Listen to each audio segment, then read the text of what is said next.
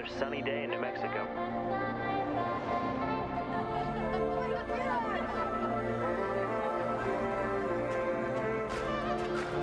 When does it start? Any minute now.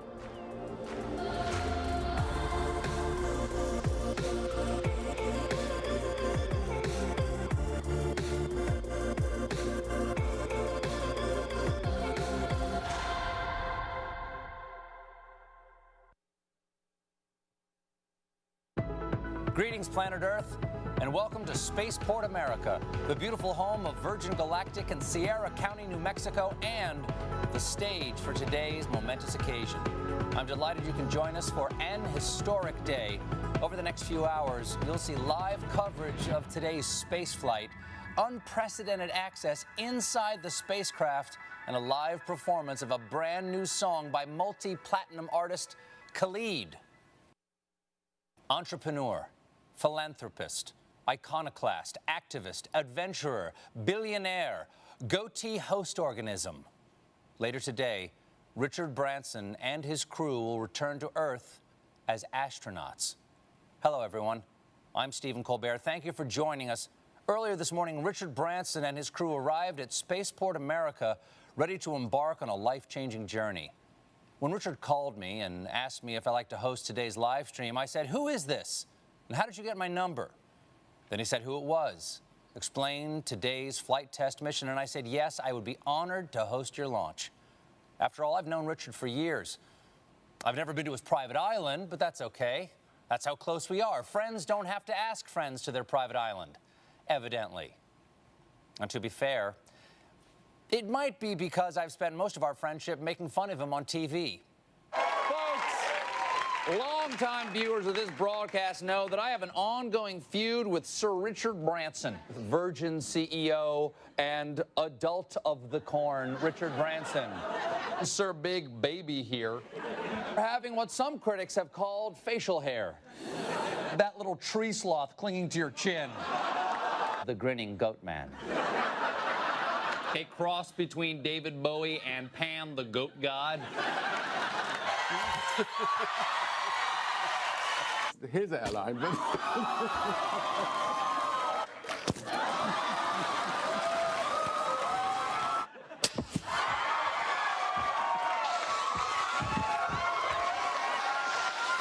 obviously, I said all of that in character on a comedy show. So, Richard, I want you to know, as myself, sincerely, I meant every word. But there is one thing Richard and I do have in common: a deep, lifelong passion for space exploration.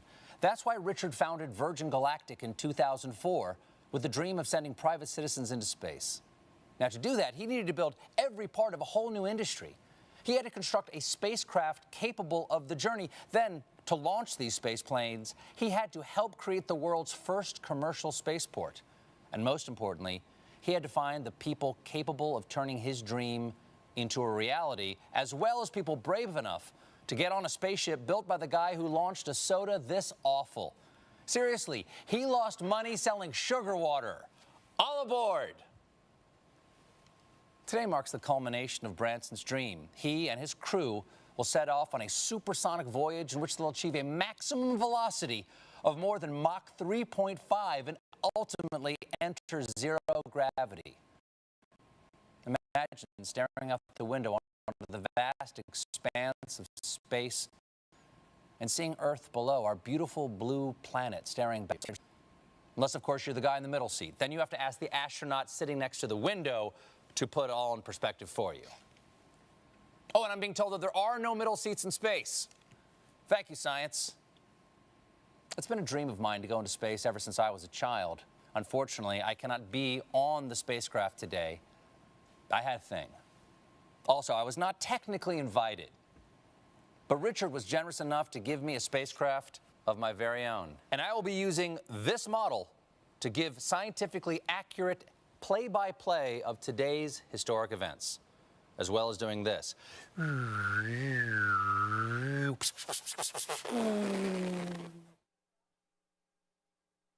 The Virgin Galactic crew are an inspiration. an inspiration to be bold, to be audacious, and to never give up in the pursuit of even your wildest dreams. So let's now take you to where the action is happening, live in the studio at Spaceport America, where your other co-hosts are standing by.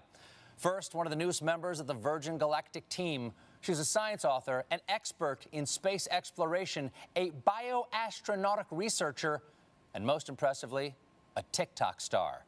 Kelly Girardi. Great to have you here, Kelly. Next up, a man who has flown 2 space shuttle missions and spent time on the International Space Station, where he served as commander and performed a viral David Bowie cover. Here he is, the first man to do open mic in zero-G, Chris Hadfield. Welcome, Chris. And finally, your mission host for today. She's a structures operations engineer for Virgin Galactic, and fun fact, actually got married in the spaceship that will be taking the crew up today, Veronica McGowan. So now I turn it over to Veronica, Chris, and Kelly for more on today's historic flight. Thank you. It's a pleasure to be here with you all, live from Spaceport America. It's a momentous day for Sir Richard Branson, a milestone for Virgin Galactic, and a historic event for the future of spaceflight. Just 7 weeks ago, Virgin Galactic completed the first ever human spaceflight from the great state of New Mexico, and today our founder and his crew will become some of the very few people to have experienced space travel. Let's take a look at how they arrived to Spaceport America.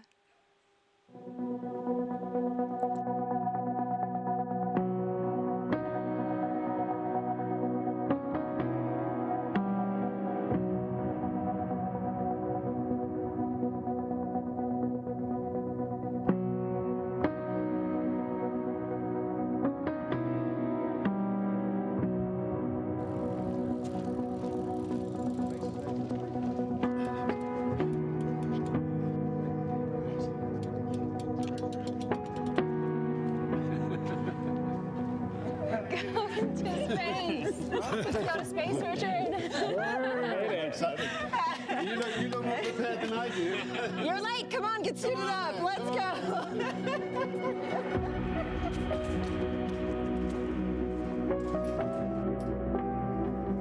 Open sesame. Good morning, Unity 22. Welcome to Spaceport. Please sign in to the astronaut logbook. The name's Branson, Sir Richard Branson, astronaut 001, license to thrill.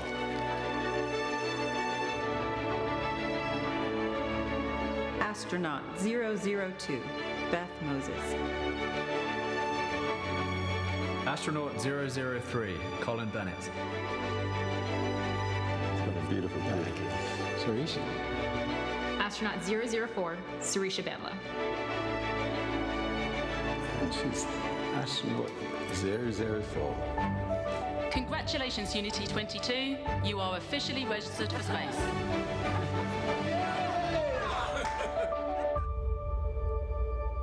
See you up there.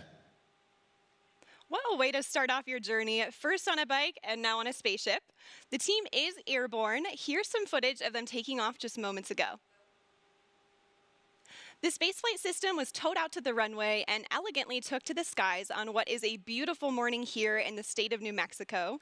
They're at approximately 30,000 feet in altitude and climbing as we speak. Our spaceflight system is comprised of 2 vehicles in a mated configuration.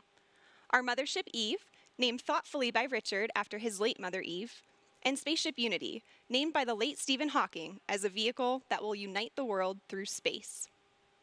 Once at the launch altitude and location, Eve will release Unity for a voyage to space. So today is the day, everyone. Chris, what is the significance of today's flight? You know, I love it when the stuff of dreams becomes a reality. And we've been dreaming of commercial spaceflight, of people being able to fly in space.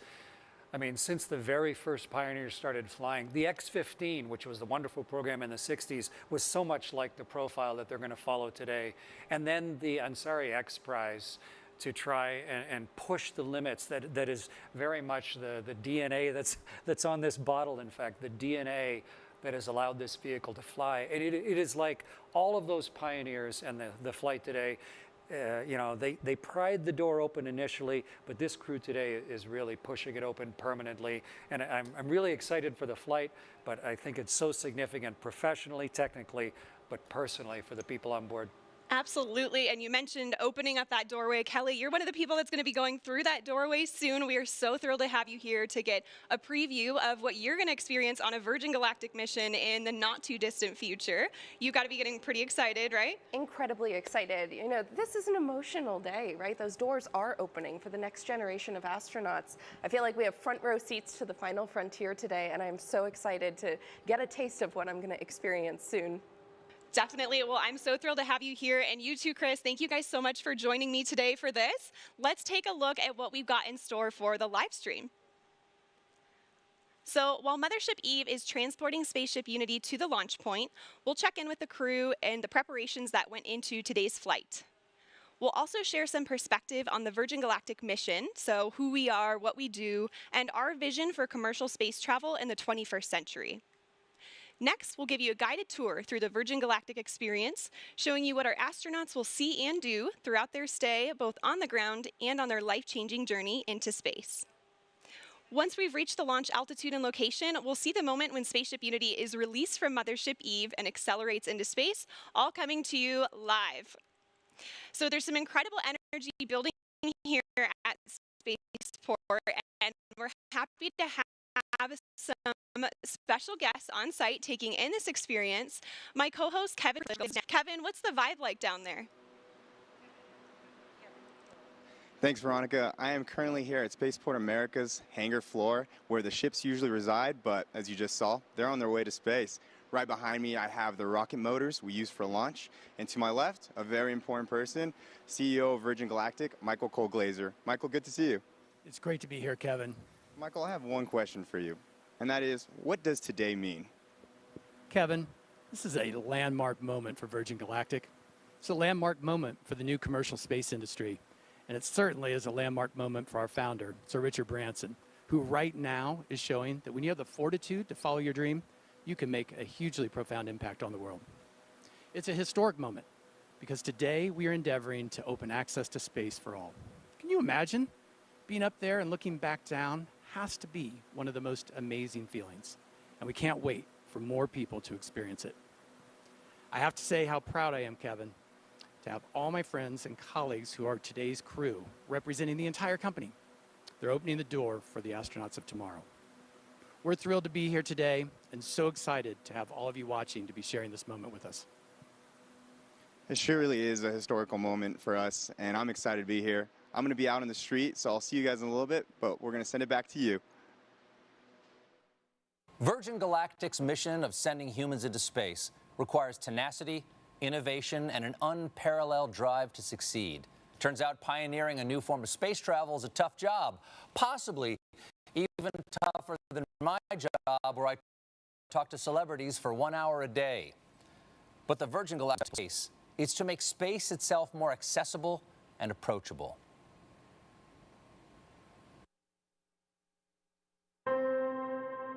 Line 3. Hello. Hi. Have you ever thought about going into space, Richard?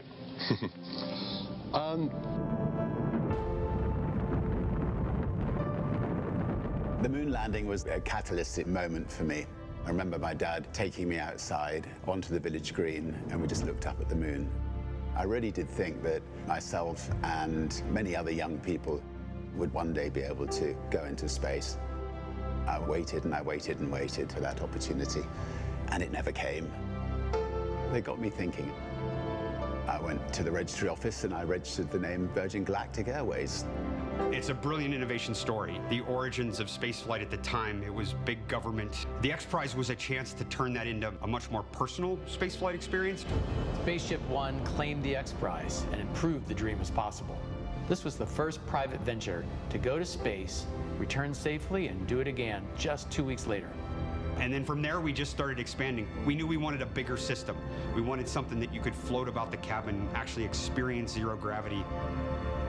Virgin Galactic offers the first real platform where we can actually open it up to make space for all of us. We build on the shoulders of giants, but we want to be that first baseline for Earth and actually deliver on that promise. We are changing the way humanity views space. We've taken the impossible and we're making it inevitable. I always want to celebrate the team on this. You need heart. You need the best minds. You need the best humans to work on programs like this. The sky is no longer the limit for us. This is an inflection point in human history. 2 astronauts on a tiny television inspired a kid from England. Imagine what greatness can come from a generation seeing Earth from space. You're seeing your home planet. It's a real connection with the Earth. It grounds you and it feels timeless. I think in the same way that I was inspired by the moon landing. Release. Fire. I really hope that there will be a world who will be captivated and inspired about the possibility of them going to space one day.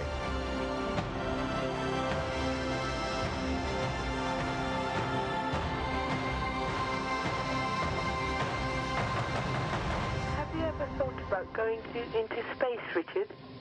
I'd love to go into space. I think there could be nothing nicer. So if you're building a spacecraft, I'd love to come with you on it.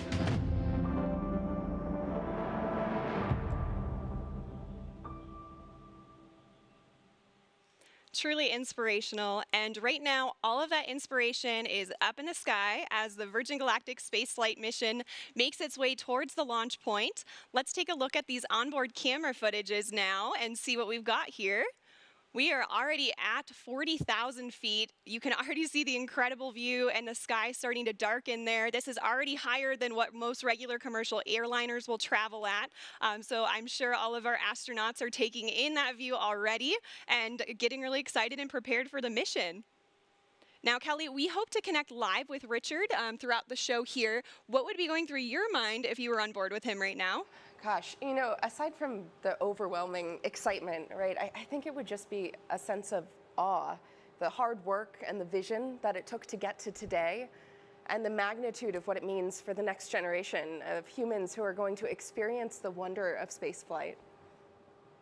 Absolutely. I mean, this is certainly the dawn of a new space age, and Mothership Eve is currently ascending still. We're already over 40,000 feet. Our target launch altitude for today is 45,000 feet. But in addition to that launch altitude, we also have a designated release point within the airspace. So while you may see us get to altitude rather quickly, we'll continue to complete our flight path until we get to that designated launch point. So everything's looking really good. Again, they're over 40,000 feet now, and just a beautiful view you get there already. I imagine they're just getting really excited for their upcoming space flight. So speaking of the crew on board, let's take a look at the folks in flight today. Virgin Galactic pilots are without a doubt among the very best of the best. They're some of the most experienced pilots in the world, and there are very few flying machines on Earth or off Earth that these professionals haven't flown. In fact, 4 of our pilots are among the very few in history who can lay claim to the title of astronaut. And 2 of them are heading to space again today. Let's meet the crew now. We'll begin with the folks who are supporting today's flight in the chase plane, giving us visuals on the spaceflight system while airborne. Pilot in command of our chase plane today is Jamil Janjua. He's completed over 4,000 flying hours in 48 different vehicles throughout his career, which spans over 20 years in the Royal Canadian Air Force. Joining Jamil is Patrick Moran, who served as a pilot in the Marine Corps for 20 years, where he operated as a test pilot and a test pilot school instructor. He joins Virgin Galactic with over 3,000 flight hours in 34 different aircraft. In Mothership Eve today, we have CJ Sturkow in the left seat. CJ has completed 4 NASA Space Shuttle missions and 2 Spaceship Unity space flights. He's been flying for 37 years and is the first person to enter space from 3 different states. CJ is joined by Kelly Latimer in the right seat, who's logged more than 6,700 hours in her 32-year flying career. And Kelly is also a pilot with Virgin Orbit, our sister space company, and she just flew their successful launch the other week.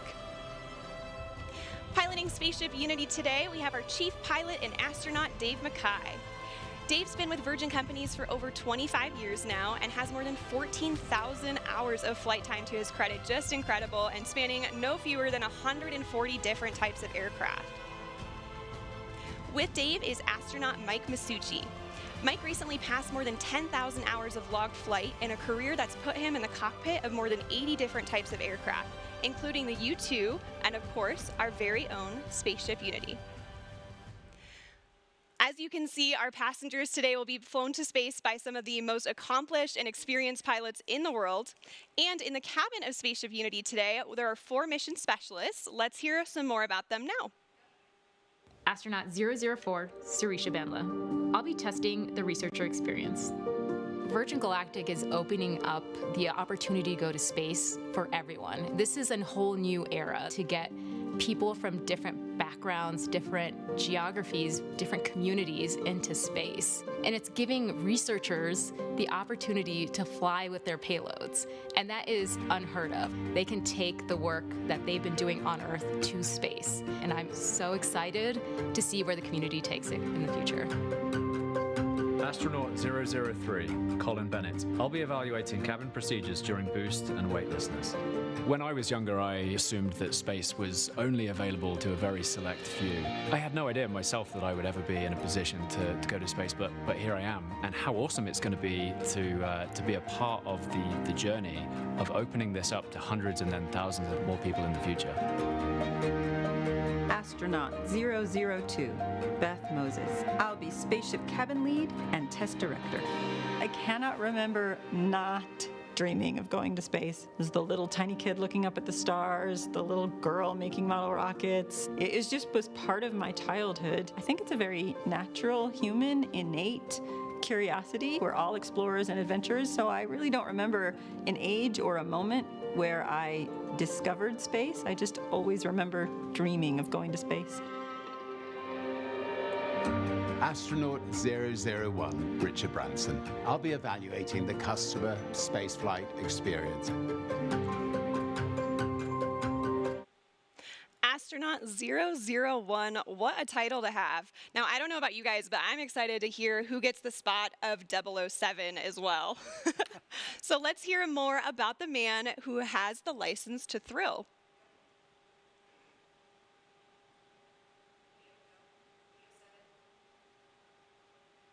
Now, say what you want about Richard Branson, and I have. He has left an indelible mark in the world of business, travel, and entertainment. And it's all been fueled by his restless sense of adventure. And where did Richard get that intrepid spirit? His mother, Eve Branson. She taught Richard to be bold, to be brave, and Richard knows for many reasons today would not be possible without Eve. And he's penned a special letter in tribute to her.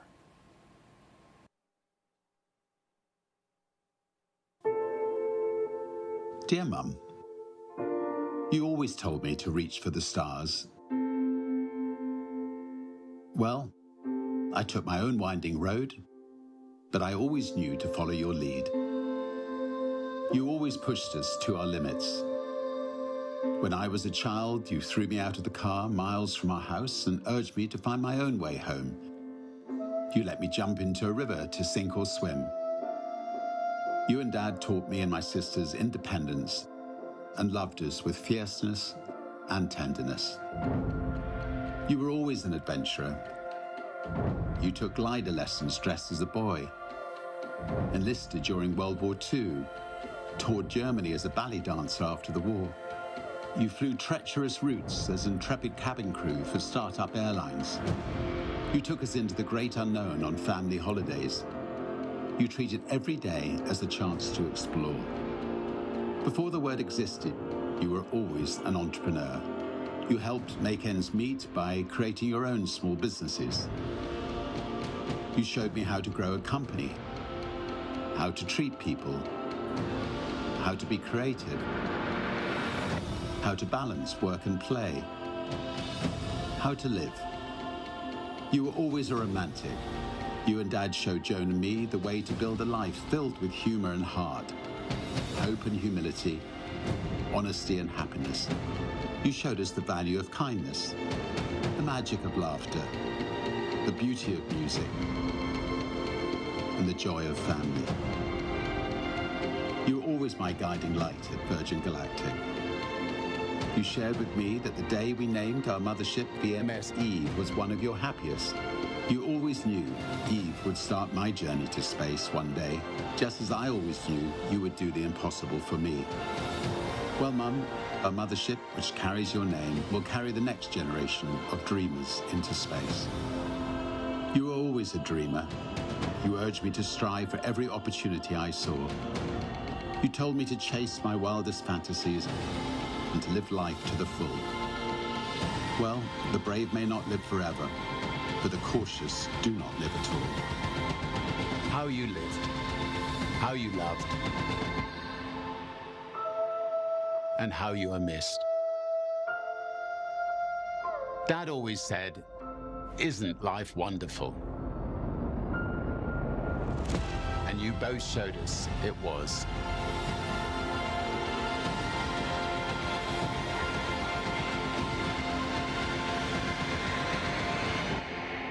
Always.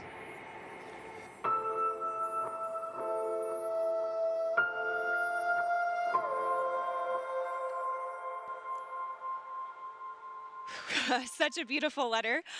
Eve Branson really was an inspiration to all of us here at Virgin Galactic. If you're just now tuning in, my name is Veronica McGowan. I'm a structures operations engineer here at Virgin Galactic. Alongside me is astronaut Chris Hadfield and future astronaut Kelly Girardi. So great to have you guys here. Earlier today, we saw Richard and his crew make their way down to the astronaut walkway at Spaceport America, seeing their families off before they were escorted to our spaceflight system, where final inspections and preparations were made before takeoff.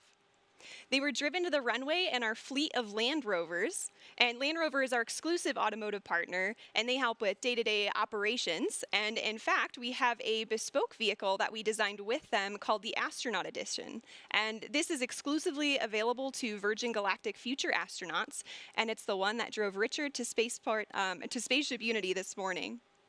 So we're delighted to have Land Rover as a part of the team. And right now, our crew are on their way to space. Let's check in on them via our onboard camera footage. Wow, look at that view already, and you can see some contrails. Chris, how do you think the crew will be feeling right about now? So many different things at once. They're just about leveled off at altitude, right up at 46,000 feet. But inside their bodies, they've got like this tug of war going on because they're focused. Like there's no more focused, you know, the 4 in the back and the 2 in the front, really focused. But at the same time, there's this like rising excitement that you can feel like a thermometer going up inside your own body. But I remember at the time, what I really wanted to do was go back to my 9-year-old self and just run around the cockpit and scream and wave my hands because it's just so exciting and fun. They're focused, they're professional, they're doing their job, but it's just a magnificent moment as we get ready for ignition. Yeah, I mean, I'm sure there's certainly a mixture of excitement and anticipation with our crew today, but they will all be focused on the task at hand, as you said, and preparing themselves to run through their individual test points. And on the subject of testing, today's spaceflight is an opportunity for us to evaluate our cabin experience. It's the environment where our passengers will cross the 50-mile border, defined by NASA as the entry to space. Let's hear more about the transformative journey that our crew are on.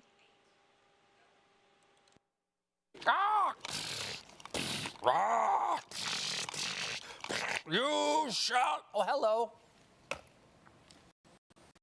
I was just contemplating the wonder of innovation. You know, back in 1860, it took 10 days for the Pony Express to deliver a letter from Missouri to a toilet while they vacation on the other side of the world. Progress. But while some technology has grown exponentially, others have remained practically the same. Planes still travel at the same speed they did 50 years ago. We still use the same ground launch system from the early days of space travel, and they haven't come out with a new snow cone machine in years. That's where the innovations of Virgin Galactic come in. What does spaceflight with Virgin Galactic entail? Well, it has a unique combination of revolutionary design innovations that make it like no other vehicle that has ever gone before. Firstly, air launch. Most rockets you see make a loud and bumpy vertical launch from the ground. To launch from the ground requires huge amounts of energy to lift the vehicle from a static start and to propel it through the thickest parts of the Earth's atmosphere. Instead, Virgin Galactic spaceflight starts with a smooth runway takeoff, not dissimilar to a conventional commercial airliner. The spaceship, attached to a mothership, gracefully ascends to the launch altitude of around 50,000 feet, bypassing the thickest parts of the Earth's atmosphere, making it far more energy efficient and far more comfortable for the passengers inside. When the vehicles have reached the launch altitude and location, Mission Control provides clearance for release. Release, release, release. The pilots activate the launch and set spaceship free. Within seconds, the rocket motor ignites as the vehicle starts its rapid ascent toward the stars. During this awe-inspiring journey, the spaceship reaches speeds of up to 3 times the speed of sound, and out the window, passengers will watch the color change from blue through indigo, and then to the iconic inky black as they soar into space. Once the rocket motor shuts down, passengers will unbuckle their seatbelts and float effortlessly around the cabin, enjoying the childlike freedom of zero gravity. The cabin becomes a spacious, 3-dimensional playground as passengers experience space firsthand, helmet-free. The ship has an incredible 17 windows, and passengers won't be able to resist being drawn towards the undeniable, euphoric beauty that lies beneath, as planet Earth looks right back at them in all her majesty. Whilst enjoying weightlessness and the life-changing view, the vehicle is preparing itself for re-entry into the Earth's atmosphere, utilizing the second design innovation of Virgin Galactic's space system, the Feather. There's FPGs. Re-entry is arguably the most challenging aspect of space travel and has largely been approached in 2 ways, with winged vehicles or with capsule spacecraft. The revolutionary aspect of Virgin Galactic Feather technology is that it enables the vehicle to act like a winged vehicle when it is advantageous to be a winged vehicle, and then behave as a capsule when a capsule design gives you the advantage. On the way to space, the spaceship folds in half, with the booms moving upward to a 60-degree position as our pilots put the vehicle into an elegant backflip. This points the windows straight back towards Earth, offering passengers astounding and unobstructed views. This maneuver also allows the vehicle to behave like a capsule on re-entry, spreading the friction heat generated from re-entering the Earth's atmosphere across the entire underside of the spaceship, and aerodynamically enabling it to reorient itself from any position. Once the ship has slowed down and starts to travel through the thicker parts of the Earth's atmosphere, where a winged vehicle is advantageous for maneuverability, the booms come back down from their feather position, and the spaceship gently glides back home safely and smoothly, ensuring a thrilling yet comfortable ride for those on board, and landing on the same runway it took off from. A truly extraordinary design, fit for an out-of-this-world experience.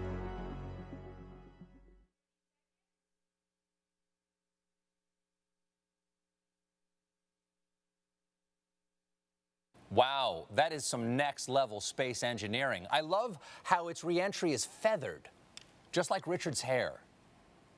And I imagine it must be an emotional and life-changing moment to experience zero-G and see our fragile planet floating in the depths of space. I would go up in a minute if my wife would let me. How about you, Veronica? Oh, absolutely. I mean, that would be an offer too good to refuse. Now, Chris, I'm sure you'd agree that the experience that Richard is having right now is probably a lot more comfortable than your launches. Yeah, I had a chance to fly as part of the space shuttle crew twice, and then I flew on the Russian ship as the pilot once. And it's a little capsule, like they were talking about winged and capsule vehicles.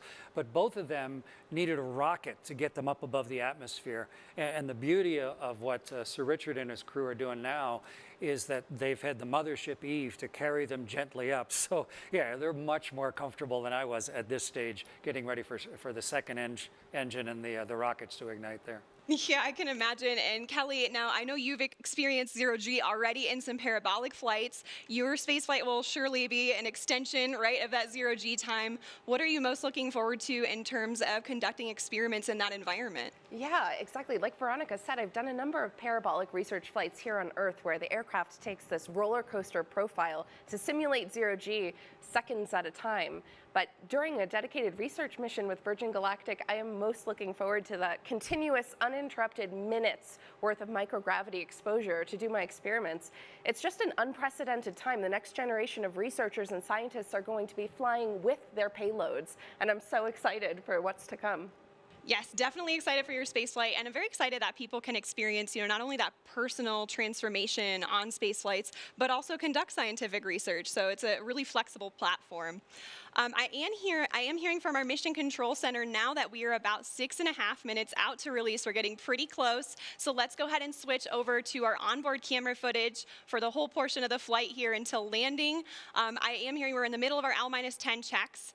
And L-10, it means we're approximately 10 minutes out from the moment when Mothership Eve releases Spaceship Unity. And this is based on an estimated time of arrival to that release point. So timing may vary a little bit, but the closer we get to that point, the more accurate the estimate becomes. And right now we're about 6 minutes out.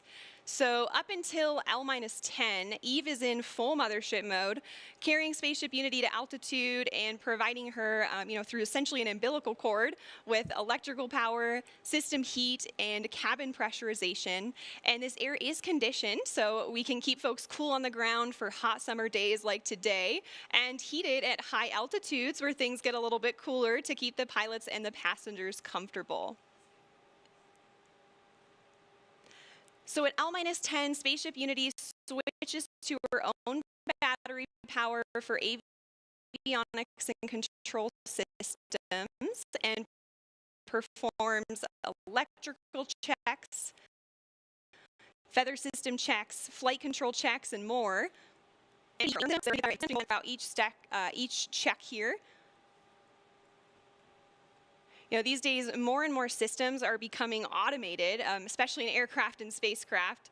And what's really exciting about the Virgin Galactic spaceflight system is that our crew truly are hands-on with the piloting throughout the flight. Oh, there's Sir Richard Branson now. It's so exciting to see them in the back. I'm sure they are just getting incredibly excited.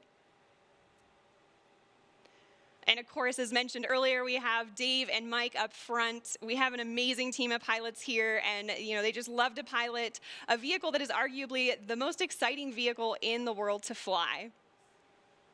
And I imagine, this also provides passengers with an additional level of comfort, knowing they have crew members with them throughout the duration of the flight. There they are again, just moments away at this point. It's looking like we're about 4 minutes and 20 seconds out now.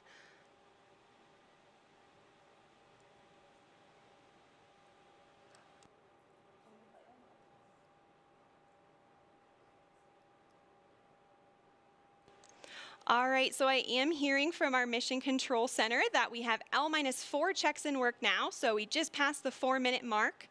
At this point, the pilots are ensuring the spaceship is in its launch configuration after going through the various L-10 checks, just confirming all settings are back in their place and go for launch. Now, this is also the point when Spaceship Unity will isolate her air supply from Eve and prime the rocket motor by opening the backup oxidizer valve. And once these actions are complete, the pilots are going to seek clearance for release from MCC. And that's shorthand for our Mission Control Center. We have 2 MCCs supporting today. Our primary Horizon is located here at Spaceport America, and they're being supported by the Oculus Mission Control Center at our manufacturing base in Mojave, California. These teams consist of experts across various departments and disciplines within the company, and they're verifying checks with the crew today every step of the way. All right, and I've just heard from MCC that our L-4 checks are complete. We are roughly 3 minutes out from release at this point. It's getting really exciting. I don't know about you all, but I can feel the anticipation building just watching the screen and looking at their faces. Look at that, they've already got big smiles on. And we have just received clearance for release on time from Mission Control Center. So we are 2 minutes and 30 seconds out now.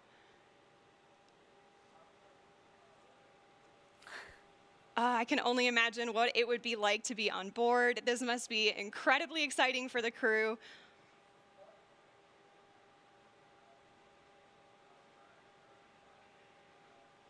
We're about 2 minutes out now, and once we get to the 30-second point, Spaceship Unity is going to arm the launch pylon.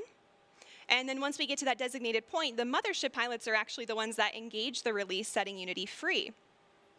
So we have actions for both the mothership pilots and the spaceship pilots, so they're in coordination and all agree on the launch.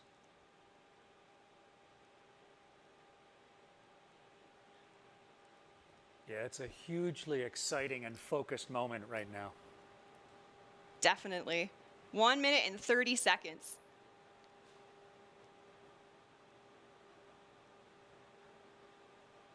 The spaceship pilots are also going to push the stick all the way forward to prepare for release. And things happen pretty quickly after the release. So the pilots are going to light the rocket motor and they're going to accelerate in level flight until they reach Mach 1, at which point they'll start what we call the gamma turn, where we turn directly up and head to space. 1 minute to release now. It's getting real. So exciting.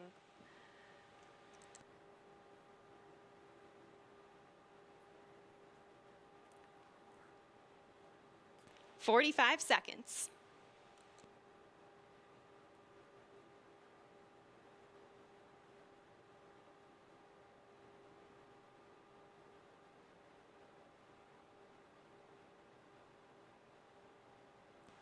"30 seconds. The Spaceship Unity pilots are arming the launch pylon now. We are armed for release. 20 seconds.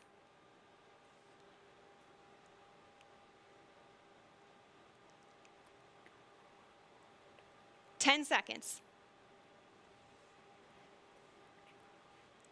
5, 3, 2, 1. Release, release, release. Clean release. Ignition. Good rocket motor burn. There's Mach 1 trimming now.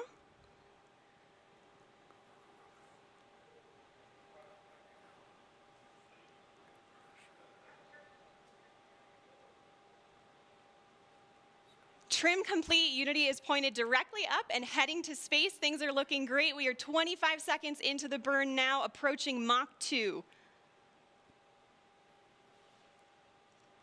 30 seconds, Mach 2. Everything's looking really good and stable. 40 seconds. 45 seconds. 50 seconds, approaching Mach 3. There's Mach 3. And 60 seconds, and that is a full duration burn, folks. We are headed to space. And the passengers in the back have been cleared to unstrap. Our predicted apogee is 279,000 feet and climbing. The pilots are now unlocking the feather, and as soon as they do that, it's going to initiate a backflip for Spaceship Unity. This is normal. We want those windows pointed down towards the Earth to maximize that incredible view. So feather is coming up now, and the pilots are also enabling the RCS, or reaction control system, which is what they'll use to control the attitude of the vehicle while we're outside the atmosphere.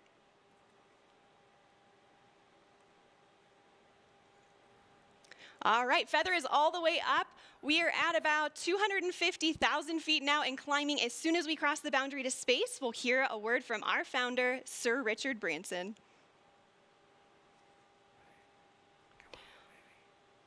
Welcome to Space, Unity 22.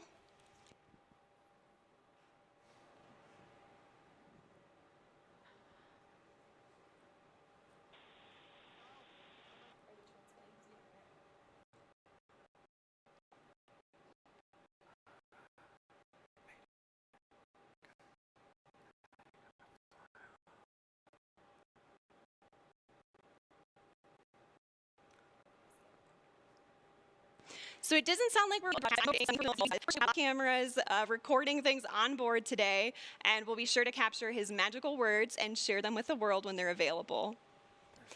We reached apogee 282,000 feet.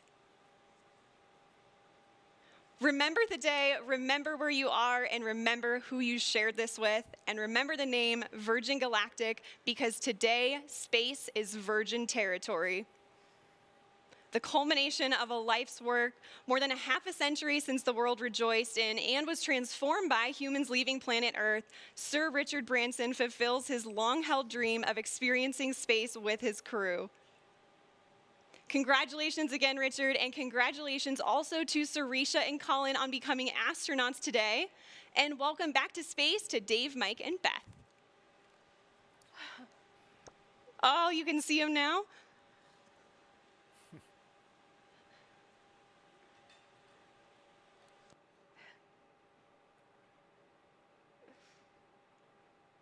So we are on the re-entry portion of our flight now, and the mission specialists are heading back to their seats. Our training team has worked really hard on this portion of the flight to make it very natural and intuitive for passengers. Now, when we talk about space travel, a lot of people know and expect the boost portion of the flight to be loud and thrilling, but what's interesting is re-entry is also very similar, as supersonic air is flowing over the vehicle in the feathered configuration. Shock waves form on top of the cabin, which are audible to those inside. And for those of you on site watching on the ground, you should be able to hear a double sonic boom as Spaceship Unity once again breaks the sound barrier.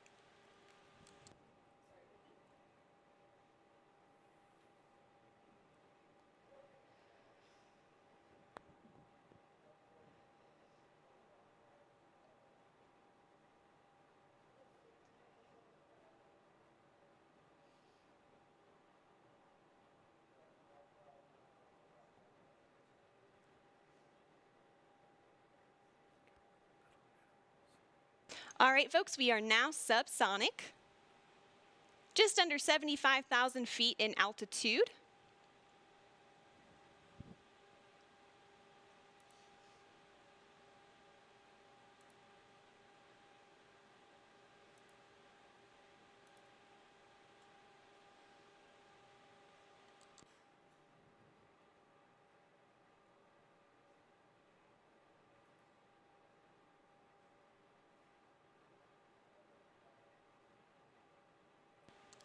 Now also note too, this is our first time transmitting HD camera data down to the ground and then out to a global live stream.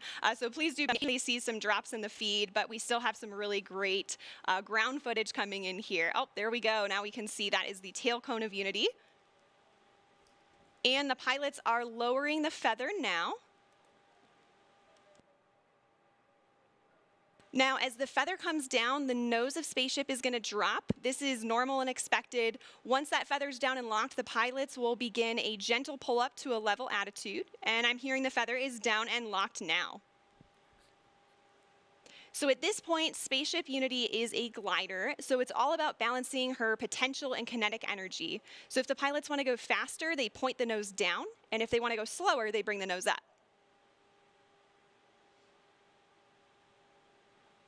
And right now I'm hearing the crew's listening to a special soundtrack for the glide. It's the latest release from Khalid, a track called New Normal. And all of us will get to hear that on Earth during our celebration, so stick around for that.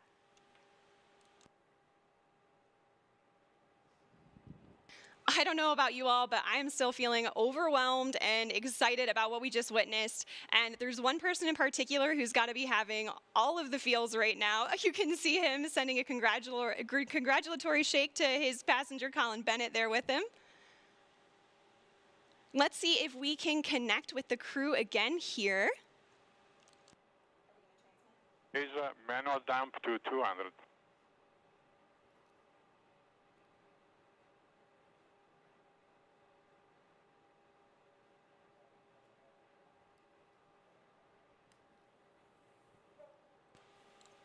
So, Richard, you just went to space. This has got to be the ultimate birthday present for you. What was it like?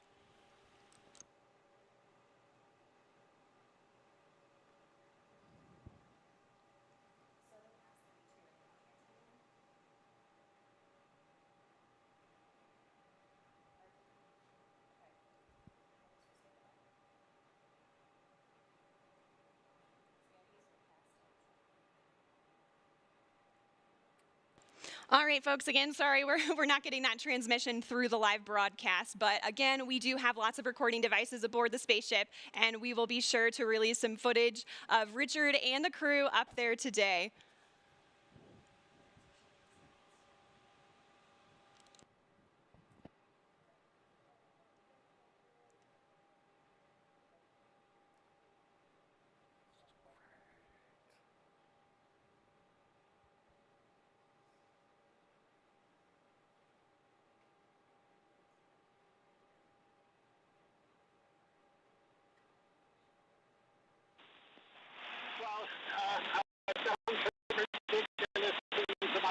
Lifetime. That was really one day to be able to experience it. It's a complete experience of a lifetime. And now I'm looking down at a beautiful spaceport. Congratulations to everybody for creating such a beautiful, beautiful place. Congratulations to all our wonderful team at Virgin Galactic for 17 years of hard work to get us this far.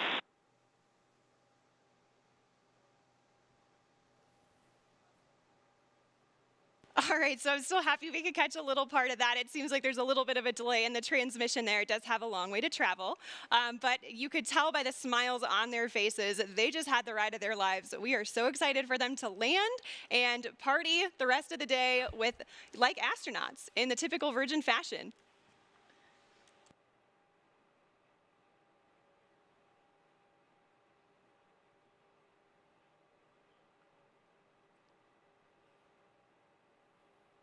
So we are at 22,000 feet now and descending. And as I mentioned earlier, Unity is a glider at this point. So the pilots right now are discussing their energy management plan. And pretty shortly here, they'll be meeting up with our chase aircraft with Jamil and Patrick to get some really cool visuals of Spaceship Unity.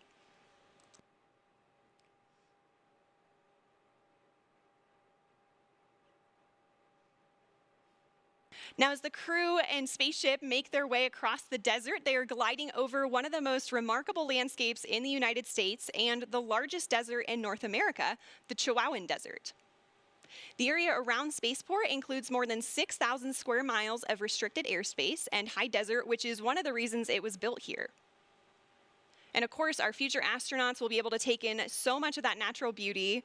And, you know, of course, we also have White Sands nearby. White Sands National Park is just to our east. It's visible right over the Black Range Mountains.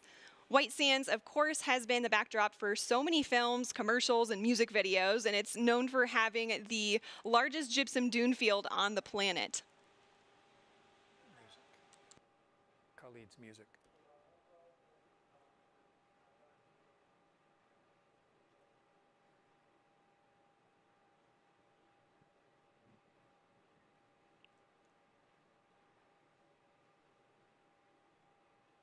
So also nearby is the Oregon Mountain Desert Peaks National Monument, and that's nearly 500,000 acres of protected land that our guest families will be able to experience. And even though temperatures can hit the triple digits in the summer here, we also have cool desert days. And fortunately, our pilots and crew can stay comfortable thanks to their spacesuits. They were designed with our technical spacewear partner, Under Armour, and they're absolutely beautiful, as you can see on the crew there. They're lightweight and made of flight grid knitted fabrics, which forms the spacesuit and also helps regulate their body temperature.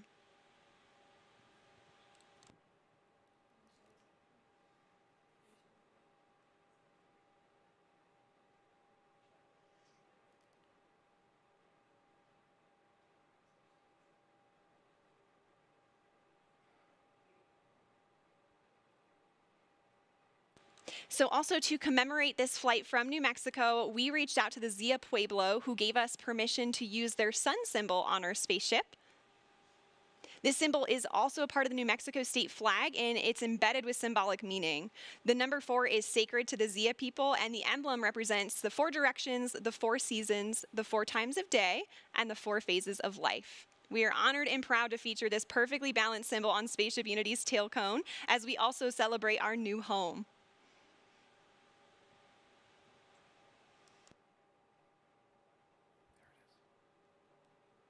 Oh, you can see the chase in the background there outside of Richard's window.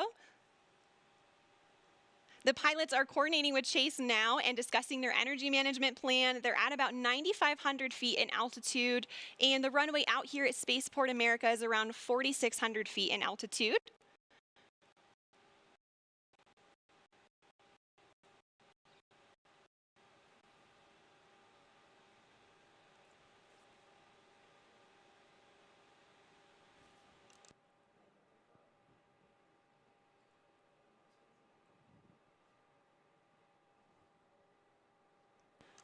All right, we have 3 landing gear down and locked. Now the pilots are going to be landing on runway 34 today, so that's coming from the south and towards the north for those of you on site watching. And for the non-pilots tuning in, those numbers represent the first 2 numbers of the magnetic heading of the runway. So for example, 34 is 340 degrees on your compass. We are just about 1,000 feet above the field now and on final. 500 feet above the runway. 300 feet. Over the threshold.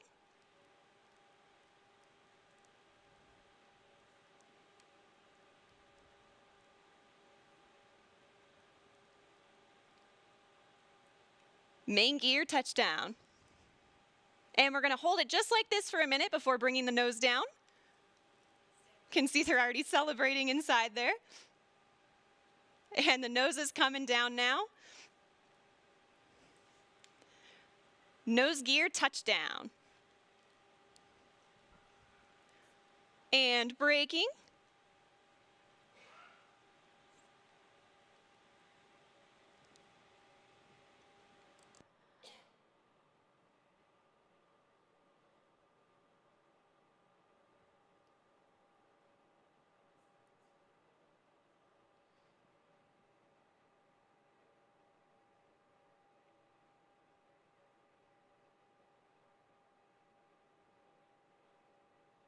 Look at that incredible drone footage here as we come in. And there is full stop. All right. A perfect landing. Virgin Galactic 4 mission specialists on board from our operational home base, Spaceport America. A beautiful day of flight. What a moment. Congratulations to everybody on board, and of course our very own spaceship Unity, who returned to space today. And of course we also saw beautiful flying from our Eve crew, CJ and Kelly, and brilliant work by our chase pilots, Jamil and Patrick, all of whom are still in the air right now. Great job to you all. Ladies and gentlemen, there it is.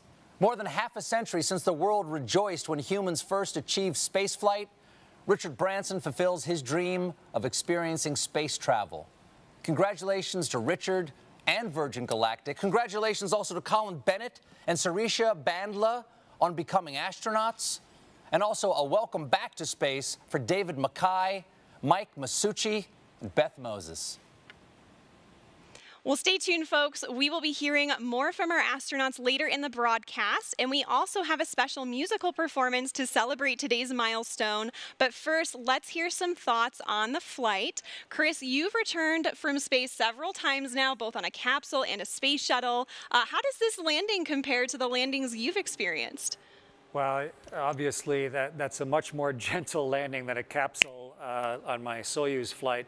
The shuttle 2 times is quite similar to what the crew just went through. But for them, of course, it's such a personal experience now. And what are they going to do with this? How are they going to take this amazing view of the Earth that they've just had and the kind of brave new nature of what this whole team has just accomplished? How are they going to now make that part of who they are, and how are they going to share this experience with other people? You know, that's what's going through their minds right now. I'm just so proud of the whole team. That was an amazing accomplishment. It was epic. And, you know, as somebody who has spent, what, like 4,000 hours in space, is it? Yeah. How do you feel about, you know, a space line for the Earth opening? It's what I've been hoping that we've been able to do ever since I was a little kid, dreaming about it and during my space flights, so that the technology gets good enough and someone has the tenacity and the vision to push beyond all the resistance of the naysayers and to create a capability for, you don't have to be a professional astronaut for your whole life to see the world this way. I think, I just couldn't be more proud of all the people that work at Virgin Galactic, and I'm just so delighted at what this open door is going to lead to now. It's a great moment. Absolutely, certainly. And Kelly, I want to hear your thoughts too. And, also your daughter, Delta V, who is on site today, is also, she's only 3 and she's also a huge space enthusiast just like you. And, how does this milestone affect her and what does that mean for her and also for you? Yeah, I am still emotional from this flight. It is so amazing, a dry eye in the studio. But, when I think of my daughter on site, just like you said, it's like, this is what it's all about. It means the world to me. That not only that she was here to witness history today, but that she's going to watch me, her mom, become an astronaut. That's going to be normal in her mind. That's just another thing moms do. Of course, they go to space. And I just think that's incredible. She's going to grow up knowing that not even the sky is a limit. And I think the other thing that struck me is it's just such a powerful reminder of how much can change in a single generation. My mom is also on site here today. She's going to kill me for aging her, but when she was born, human beings hadn't yet been to space. And when she was growing up, women weren't eligible. And now here she is watching her daughter prepare for a space flight of my own. It gives me a Absolutely. And the moon landing is what inspired Sir Richard Branson. And so who knows what, Delta V watching today, what that's going to inspire her to do and other people in her generation. It's so incredibly exciting. It is. And folks, this is just the beginning. Virgin Galactic is a venture as a catalyst. It's the start of a whole new space age, which is completely different from the one before. Space was something that was unattainable by all but a very small group of people. And it was a preserve of government agencies for national pride. And this is totally different. It's the new space age, which is, for Kelly, for Delta V, for Chris, for me, it's for everybody. And, we're making it more accessible to the public. So I know, the full effect of what happened today will not be felt for some time, but it will touch many generations to come. Now, Chris, you were aboard the ISS for about 5 months at one point, right? Did the view out the window ever get old? Gosh, no. At the end of my 5 months on the space station, we were getting back into our ship, just sort of like the crew returned today. And just before I got into my spacesuit, I went over to the window just to try and soak up a little more of that incredible perspective. The world is so generously beautiful. And you see it in a whole new way. You can see for thousands of miles in each direction. And you can see the curvature of our planet, and the reality of where we all live suddenly becomes part of who you are. And right up to the last second, I was there with my nose print on the glass, trying to not miss the magnificence of this entire experience. Yeah, and you took like thousands of photos up there too, right? Yeah. Does that even give you a glimpse of what it was like as a reminder to be up there? I know the video today was a little glitchy, but we've got all the recorders on board. Yes, and absolutely. What the crew's going to have now, of course, is their own personal memories, and then the way to sort of catalyze them again and be able to watch those videos and think about the beauty of what they've been through and let it sort of sink into who they are. And so, yeah, it really helped me now remember the richness of the experience. So it'll be great to see the videos that they recorded on board. Absolutely, and that richness sticks with you too. And you have a TED Talk actually that you talked about, a lot of things, right? Overcoming fear, walking through spider webs. But also, my favorite part of it was when you talked about seeing Earth from above and the transformation that it has on people. We call it the overview effect that, I really hope and I'm sure that our astronauts today experience. What was that like for you? Yeah, I've been so lucky to see the world from that point of view, and as one of the very first human beings to have the responsibility and the privilege of being up there, and to have a vehicle like Virgin just put up today that is allowing more eyes than just my two to see it, to understand not just the geology of the world, but us on it. All 7 billion of us, and you know, we're on board this little spaceship of Earth, and you can actually get a palpable sense of that from on board the ship. And the crew of you know, Unity, their 22nd flight here today, they now have that inside of them. And all the subsequent crews. Kelly, when you fly as well, you're going to have a chance to sort of shift your permanent perspective of how all this works. Go from being a two-dimensional human to now suddenly really understanding the 3 dimensions and what this planet truly looks like. And it's going to do us all good. As many people can see that as possible. Absolutely. And, you know, Kelly, I know you're going to be conducting a lot of experiments on board while you fly with Virgin Galactic, but I hope you're taking some time to look out the window and enjoy that too, right? I'm going to have to carefully choreograph precious time at that window just to soak it in and enjoy the moment and be in the moment. Definitely. And, you know, while we're waiting for our crew to disembark now, can you actually tell us a little bit about your experiments? Yeah, absolutely. So I'm going to be flying healthcare and fluid experiments on board my research flight. The first one is the AstroSkin. It's a wearable sensor system designed to monitor how spaceflight affects the human body. The cool thing about it is the AstroSkin is currently worn on board the International Space Station by astronauts, but my flight will be the first time that we're collecting data during launch, re-entry, and landing. So I'm really excited to contribute to some novel data collection for the next generation of astronauts. Another experiment I'm flying is a fluid experiment designed to evaluate the behavior of liquid in a confined environment in microgravity. That's also going to be fun because I'm going to be interacting with a fluid cell that has a camera attached to it, and data collected from that experiment can help inform, you know, new technologies related to life support systems or novel designs for syringes for administering medicine in space. So I'm very excited for the opportunity to take my payloads with me to space. Absolutely. Well, that's so cool. I am hearing that our Chief Medical Officer, Tara Castleberry, is approaching the vehicle now, and they are going to do a medical debrief with the crew.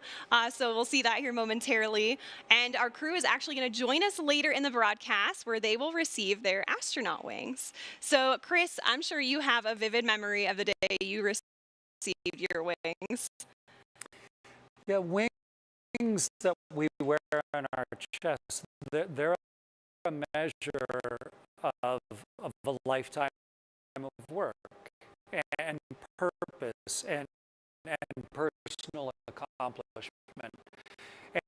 And all of the different organizations, of course, have their own wings. But when I flew in space, it was the very that's on my chest. So that was a huge honor for me to have, you know, the Prime Minister of Canada to take these new wings that had minted to show a new human accomplishment, and then for me to have that as part of who I am for the rest of my life. And so it's a huge honor for me that I'm going to be part of that ceremony for these folks that just flew now. I was just going to say, now you get to return that honor to the crew today. It's so exciting. And you have a really important role to help present those astronaut wings. So we're all looking forward to seeing that. As our pilots and passengers prepare to make their way back to spaceport, let's hear a little bit more about our special musical guest who will celebrate their arrival. Thanks, Veronica. And if you thought that was incredible, folks, someday you're going to tell your grandchildren that you were watching the live stream when Virgin Galactic and Richard Branson first launched into space. And they'll say, "We know, Mima, you've told that story 100 times. But then you'll say, even the part about Khalid performing the song New Normal for the first time? And then they'll sit up excitedly and they'll say, "Really? You were there?" And you'll say, "Yes." Because, ladies and gentlemen, here to debut his new single, New Normal, welcome to the stage El Paso's very own Khalid.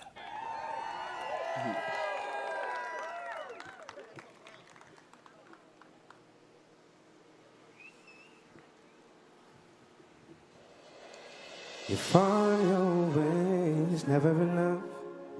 Though it's been tough for you, losing touch, but summer has its end sometimes. And although I can't promise you much, you'll be fine. You'll be fine.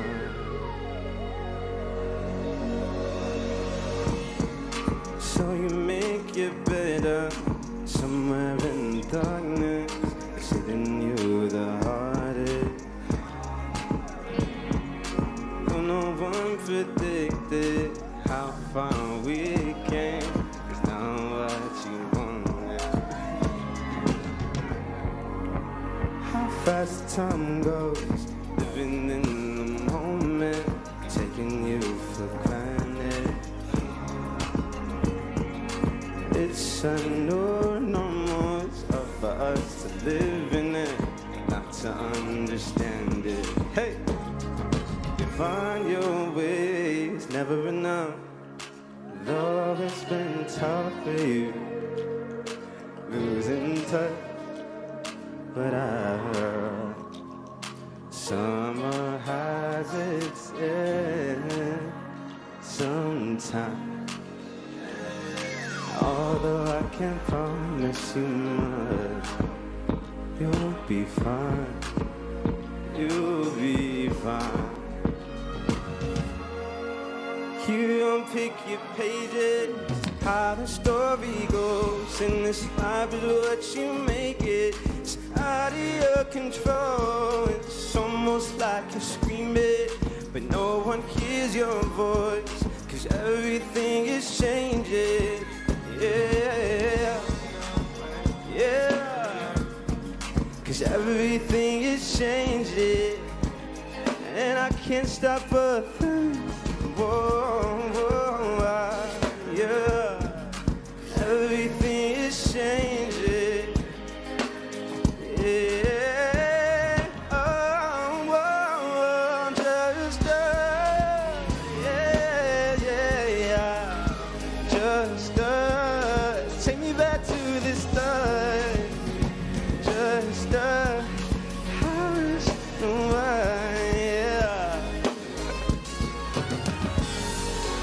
find your ways, never enough. Though it's been tough for you, losing touch. But summer has its sometimes.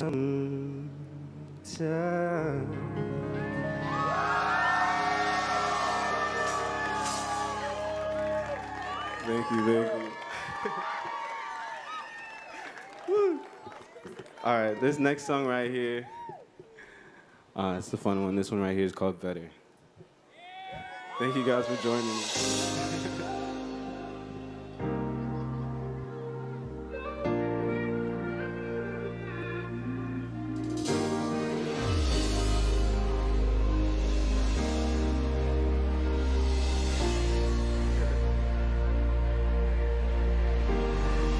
Love to see you shine in the night like the diamond you are.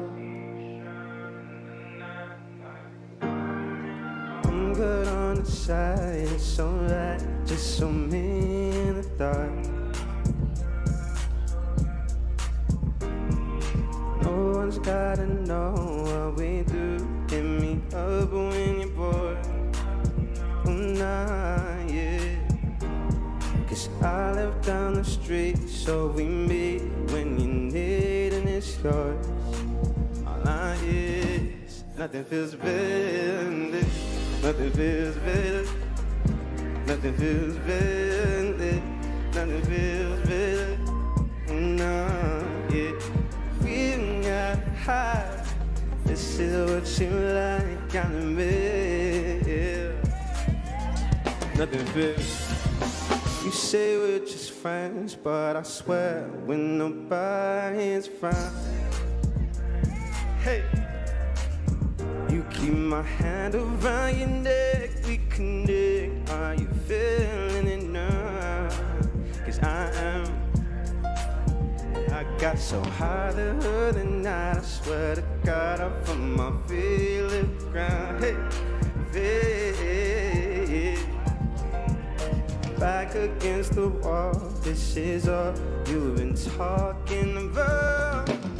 My end, nothing feels better than this. No, no, yeah. Nothing feels, hey, hey. Oh, now we got high. This is what you like, I'll admit, yeah. nothing.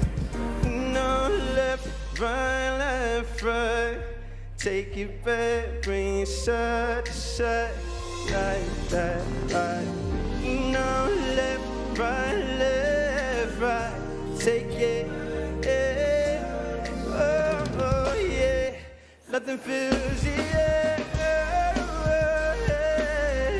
Nothing feels better. Nothing feels better. No, yeah. Now we got a heart to see what you like. Hey. Nothing feels better than this.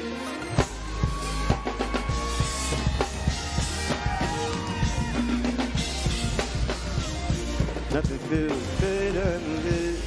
Hey!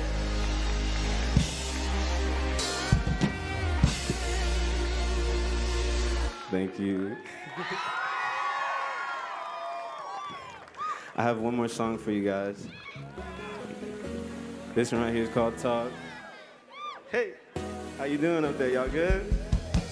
All right. Can we just talk? Can we just talk about where we're before we get lost?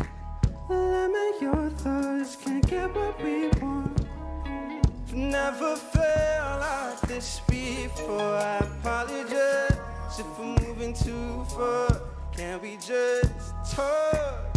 Can we just talk? Figure out. Hey, yeah. Starting off right, I can see it in your eyes. I can tell that you want more. What's been on your mind? There's no reason we should hide. Tell me something I ain't heard before.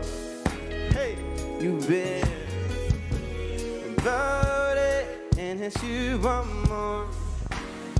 So stop about it. Can we just talk? Yeah, can we just talk?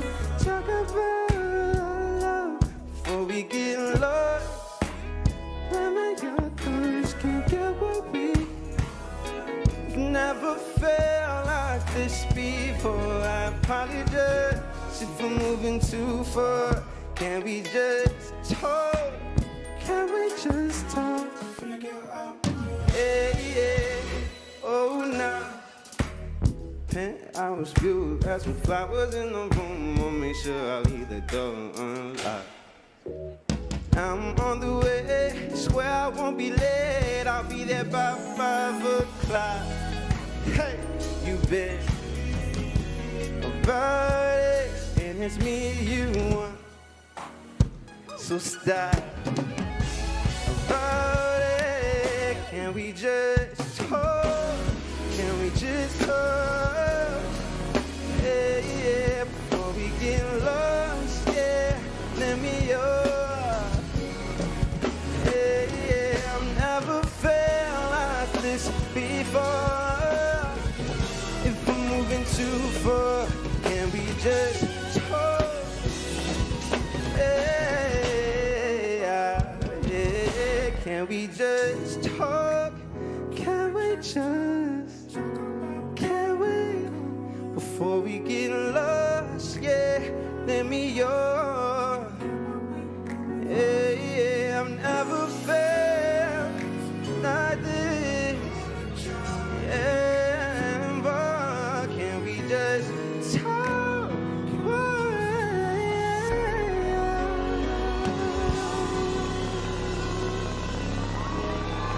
Oh my God, thank you guys so much. Thank you, Branson Galactic. Thank you guys.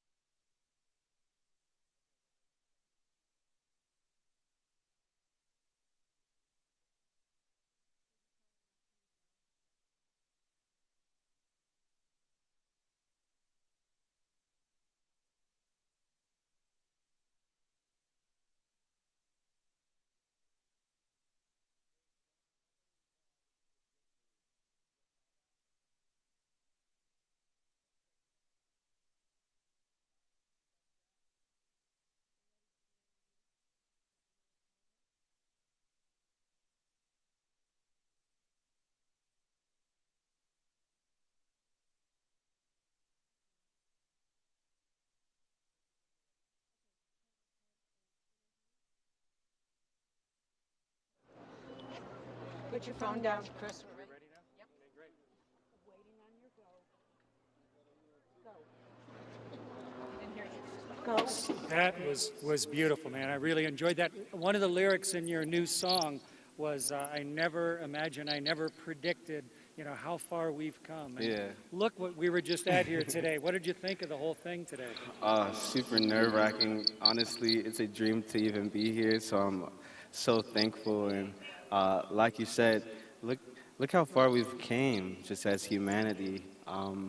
That was so memorable, so historic. We went to space.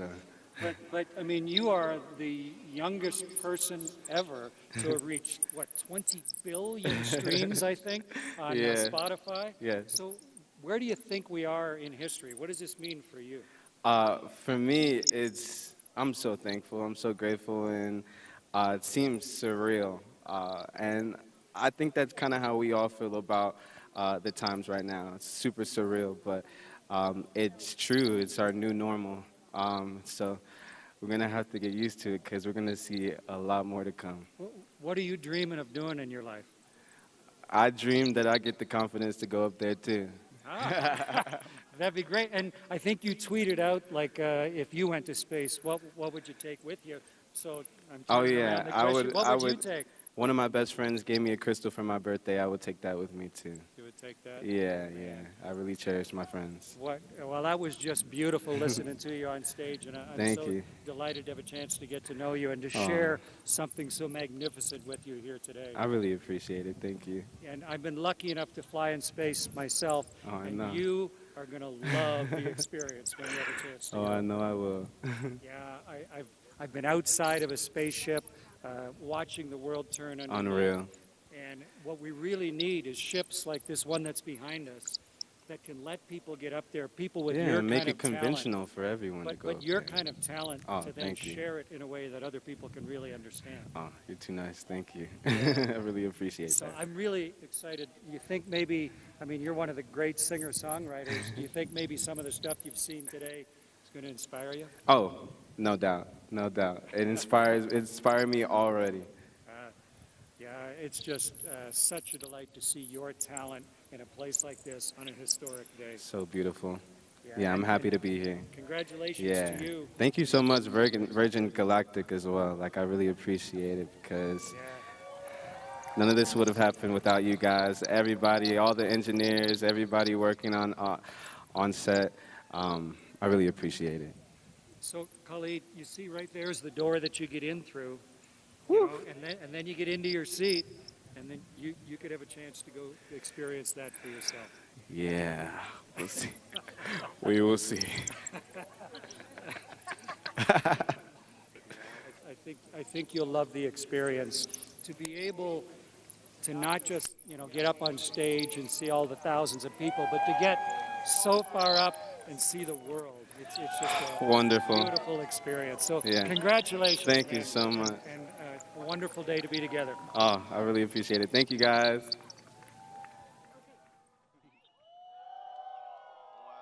Well done, man. Well done.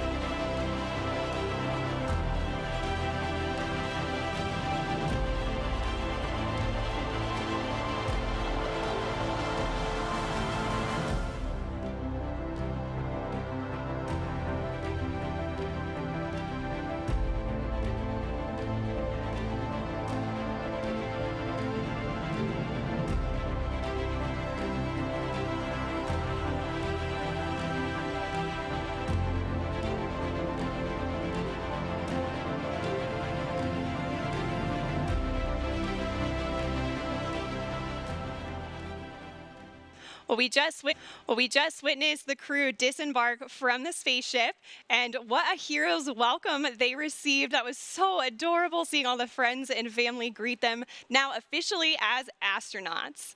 Now we're going to give them just a minute here to freshen up. They're entering Gaia now, which is what we call the first level here at Spaceport America. So like I said, they're going to get an opportunity here to just freshen up. But while we wait, let's hear more about some of the other Virgin companies in our Virgin family. If we can do this,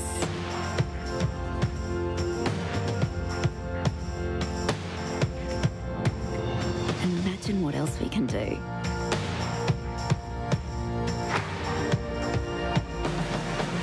If we can go here, imagine where else we can go.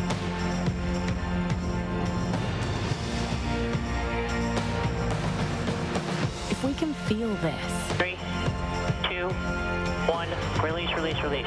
Fire, fire. Imagine what else we can feel. We can change this. Wow, look at that view. Welcome to the club, astronauts. Imagine what else we can change.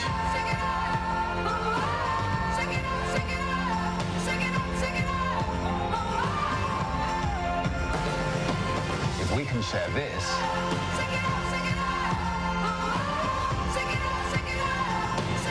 We can. We can. We can.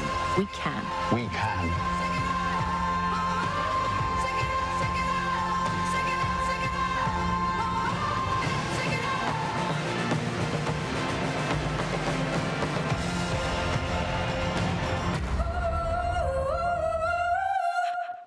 It's so wonderful to see how all of the Virgin companies are making a difference in the world. Now, you saw some of our footage from our previous flights in that video as well. Let's see some highlights from today's flight.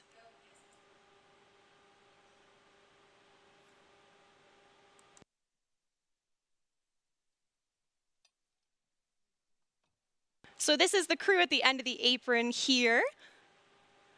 And you can see Richard getting out of his Land Rover, getting ready to board spaceship with the crew.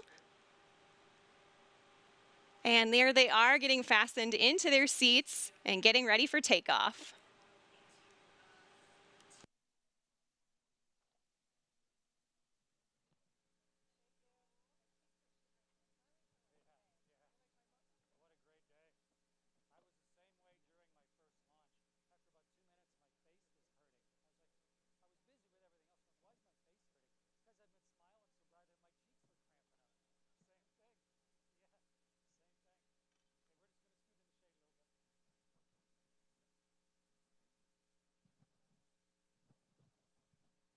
Just a beautiful takeoff, and I imagine that's just so comfortable and intuitive for people to experience on their way up and give them, a way to contemplate what's about to happen. And there's release there, the exciting moment, lighting the rocket motor and headed to space. That's so cool. So you can see the moment when they release right there. Kelly, are you so excited to experience that? Unbelievably so. I mean, this is something only a handful of humans have ever experienced in the world. And for the first few hundred humans who journeyed to space, their flights, look at this. I mean, that footage is incredible. So cool, just floating in zero G. Their flights focused solely on function. But for the next generation of astronauts, we have this opportunity to optimize on experience. And there's just no one better to curate that experience than Richard Branson and Virgin Galactic. I mean, this is just the next generation of spaceflight. Absolutely, and customer service is certainly his specialty. And we do everything in style here, including that stylish landing on the same runway they took off of. And there it is now being towed back. Again, this is footage from today's flight just moments ago. Right now, we have our crew in Gaia, which is the first floor of our Spaceport America's Gateway to Space building. And we call this the Gateway to Space because it is literally the building, the last building that human beings step foot in before becoming astronauts. And these moments, like Richard has said, this is what it's all about. His grandchildren, the next generation. I mean, that generation is going to grow up with unprecedented inspiration, exposure, and access to space. It's going to fundamentally change the way we live, the way we see ourselves and the world. It's unbelievable to be here today, to get to see this and to be a part of this history. Yeah, it's so heartwarming there to see Richard with his grandchildren and his family. You know, back in 2018, on our very first space flight, he wrote a letter to his grandchildren. Let's take a step back and see some history on that.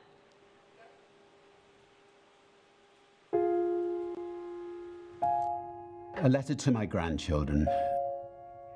My dad, your great-granddad, was an extraordinary man, full of wise words.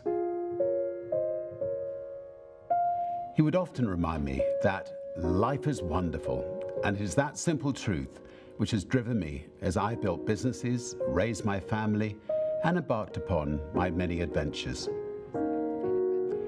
You are at the very start of life. It is an incredible gift, and it is there for the taking. It will deliver highs and lows, but by living it to the full, by always trying to do the right thing, and by keeping a childlike sense of adventure, it will indeed be wonderful. I used to think of space as a destination, but I now realize it's a journey with some amazing milestones along the way. Your lives will be transformed by space, and it will give your generation the planetary perspective on which the future of humanity rests. That we're all in this together, fellow travelers on Spaceship Earth.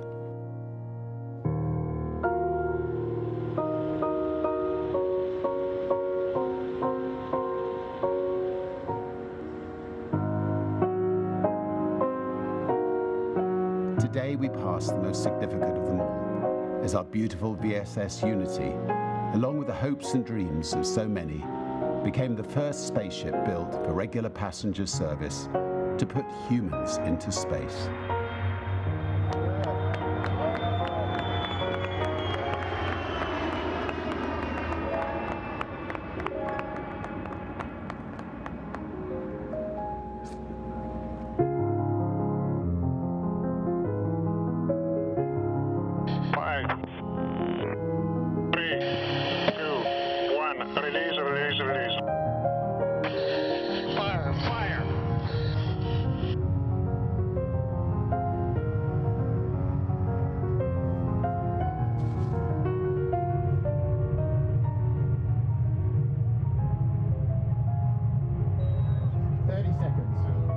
Control.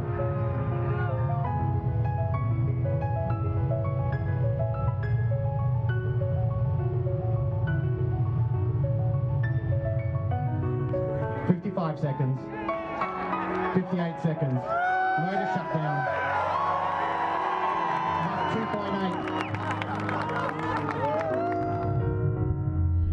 Great motor burn, everybody. We're going to space, Richard.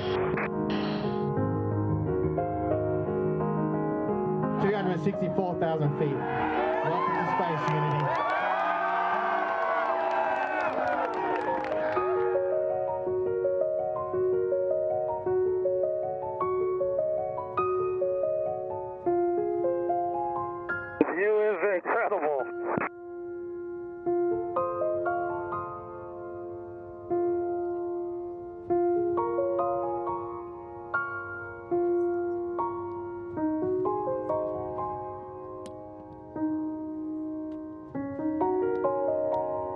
Check that out. We can see Mexico.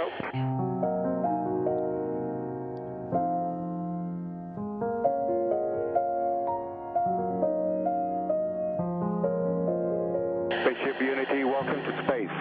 Copy, base. $1 million view.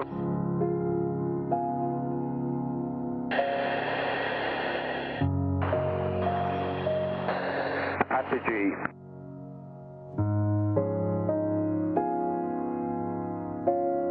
Virgin Galactic has shown that when you set off on challenging but important adventures, exceptional people come forward to join the journey. People who are consistently by your side and on your side. People who share your dreams and people who help make them reality. Rolling to the right.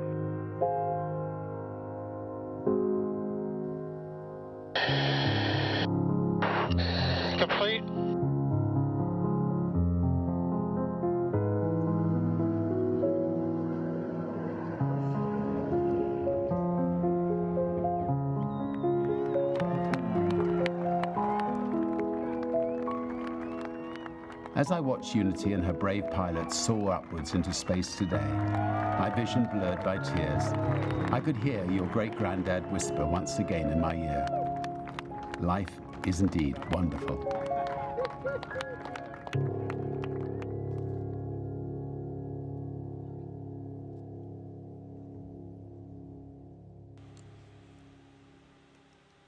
That is just really heartwarming, and it's so cool that his grandchildren could be here with him today to celebrate his space flight. Now, our crew pretty soon here are going to receive their astronaut wings, and I'm hearing that Gaia and the ramp are just in full celebration mode at this point. And let's go ahead and check out some of the action down there. Kevin, who have you got there with you? Thank you so much, and we are here where the action is, and it is, you can feel it. It's so much fun out here. Everyone's excited. And who do I have the pleasure of speaking with today? Sharon Hagel from Orlando, Florida. And welcome, Sharon. And what did you think of today's launch? Oh my God, it was so exciting. I'm beyond it's over the moon. And I didn't realize it was going to be so emotional. I'm still shaking. This is incredible. You and me both, Sharon, and it's really exciting. And I also hear that you're actually a future astronaut who's going to go on the ship yourself. Yes, I'm so proud to be a part of this community, this family of astronauts from the very get-go. It's an amazing group of like-minded individuals who love space. That's amazing, and I'm excited for you, and I can't wait till that moment. And then, in fact, thank you so much for speaking with us. We have another future astronaut, I think, coming right over here as well. Mr. Ron, I think we spoke a little bit before. Yes, can you tell us what your name is and where you're from? Yeah, it's Ron Rosano, San Francisco Bay Area. Well, welcome here to Spaceport America. What do you think of the location? Oh, it's always fabulous here, and it's such an emotional day, and not only for us that are connected to Virgin Galactic and the project, but as we turn a corner and expand the thinking and understanding of our world and us as a planet, and to think of the views and the ways things are going to spread for students and people around the world, and thinking of us on a spaceship, Earth, and us crew on Earth is a very emotional, profound thing. That's amazing. Yeah, so what are you looking forward to most when you go up to space here in the near future? Oh, it's hard to say. I think you would expect a change in your understanding of the world and in the way it relates to you. That's fantastic. And I hear you work with children in some organizations. Can you talk a little bit about that? Sure. I've been organizing video conferences with students from classrooms all over the world with me and other future astronauts, and also staff from Virgin Galactic. So we give students the opportunity to have a one-on-one Q&A session with people that are going to space and people that are building spaceships, and that's incredibly rewarding work, and we're so glad to do it. Oh, we're glad to have you here, and thank you so much for speaking with us today. And we have one more guest down here we wanted to talk to, and what is your name? Hello, I'm Zana Vazim, and I'm from Toronto, Canada. Well, welcome here to New Mexico. What did you think of today's event? It was unbelievable, unreal, and truly out of this world. Have you ever thought about going to space yourself? Yes, actually, I am a future astronaut. I'm the youngest one so far, and the reason that I think space is so inspirational and important is because it represents the unity of humanity. It truly doesn't belong to one country, one nation, and it's without borders. And so my dream is not just for myself to experience space, but for women and young girls to experience it too. Well, you are truly an inspiration, and I can't wait for your journey. It's going to be coming up soon, and today marks the big day. It's a catalyst for all this, a new day for us in space travel, and here we are. Can't wait to get back in the crowd, so we'll be checking back with you guys in a bit. Back to the studio. It's great to see some of our future astronauts here today. Right now, we have over 600 future astronauts from 60 different countries. I know all of them today, whether they're here at Spaceport America with us or watching from around the world, will be eagerly anticipating the day they arrive here with their friends and family, ready to take in their space flight. All right, ladies and gentlemen, at this time, our amazing, historic, heroic crew are ready to come on over to be fitted for our wings ceremony right outside. Let's hear from a Virgin Galactic astronaut, our Chief Astronaut Instructor, Beth Moses, who witnessed those life-changing views firsthand. My name is Beth Moses, and I'm an astronaut and the Chief Astronaut Instructor here at Virgin Galactic. And I was honored to carry a little tiny piece of everyone's heart with me into space when I performed the first test of our customer cabin. I was very, very eager to perform this test to make sure that the company could succeed and you all could go to space. And so I tightened up my straps right before release. 3, 2, and I felt a free fall, like a drop tower at an amusement park. And time seemed to go slower for a little while, maybe because I was really eager for the rocket motor to light. Fire, fire. It feels comfortable. It feels like a strong pressure, but it comes on slowly and smooth. But you definitely feel pushed back in your seat. And you have a sense that you're starting to go pretty fast. Then the pilots started to turn us towards space. I had expected the inertial forces to be the dominant sensory input during this gamma turn. And in actuality, they weren't. Outside my window, the sky had gone purple. And the sound and feel and sight, like nothing I'd ever seen before. So I came out of that gamma turn, and I certainly knew that I was headed to space. I could hear the pilots calling increasing Mach numbers, and I literally said, "We're doing it, we're going up."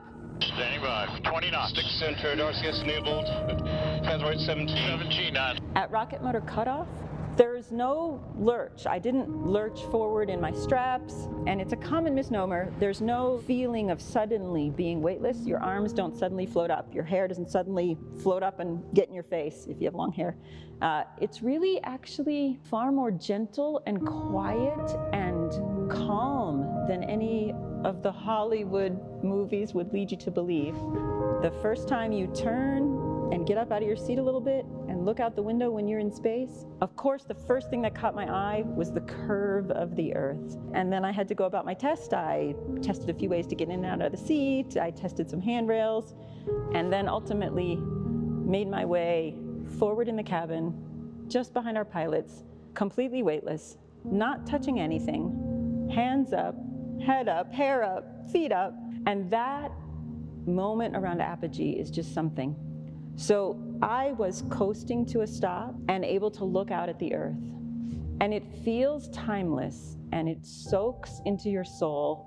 The sky, space, is just this deep, deep, endless black. And then the most compelling thing is the Earth below you. The vista below you is unreal. Beneath me was just this bright, bright, high definition Earth, like in all her glory, Mother Earth. Pictures do not do it justice, and I believe everywhere you fly, there will be something magic about the Earth, and here in New Mexico, you're gonna have the Hope Diamond, because White Sands is right next to the runway. And I think it's amazing that you are stopped and still, and your body has a chance to slow down, and you get this, forgive me, God's eye view of Mother Earth. That stuck in my soul. It's gonna stick in everyone's soul. It's amazing. It's one of the greatest things I've ever seen. I cannot wait for Richard and everyone to experience this and let it soak in and let it do good. It's always so moving to hear Beth speak about that, and it's an experience that Richard just got to experience, as well as Colin and Sarisha. And I am hearing they are all ready now to come out for the wing ceremony, and what a hero's welcome they're gonna get. Let's go ahead and shift our program over to the ramp to capture these festivities. Please welcome the Chief Executive Officer of Virgin Galactic, Michael Colglazer.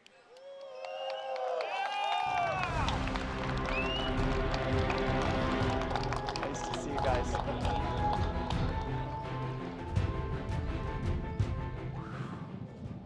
All right. This was a morning, wasn't it?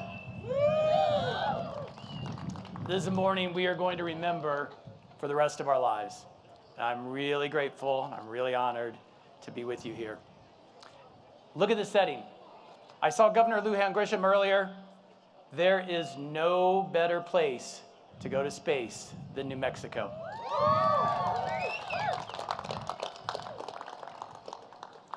There it goes. I'm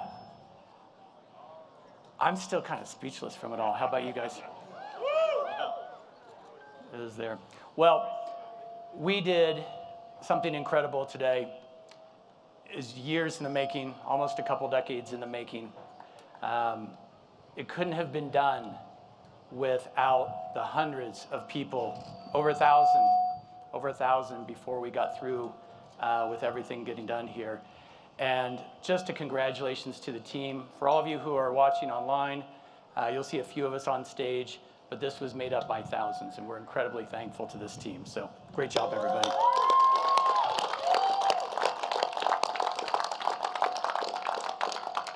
You know, there's one person in the Virgin Galactic family who's not here today, but who is an incredible, incredible force and guiding light for us, and that was Professor Stephen Hawking.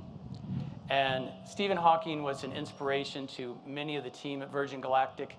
He was an inspiration to Richard through the years, and many people don't know, but Stephen Hawking actually named our spaceship Unity. He's an incredible person, and at a moment like this, I think the words that should introduce our astronauts should be the words that Stephen Hawking himself spoke in 2016 when we rolled out our spaceship Unity.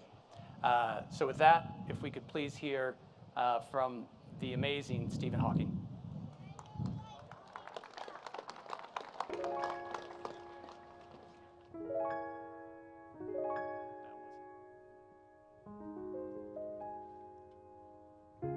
I have always dreamed of space flight, but for so many years, I thought it was just that, a dream. But I had reckoned without the dream of another, a man with a vision and persistence, to open up space flight for ordinary Earthbound citizens. Richard Branson made it his mission to make space flight a reality, for those intrepid enough to venture beyond the boundaries of the Earth's atmosphere. The first private astronauts will be pioneers. We are entering a new space age, and I hope this will help to create a new unity. Space exploration has already been a great unifier. Taking more and more passengers out into space will enable them, and us, to look both outwards and back, but with a fresh perspective in both directions.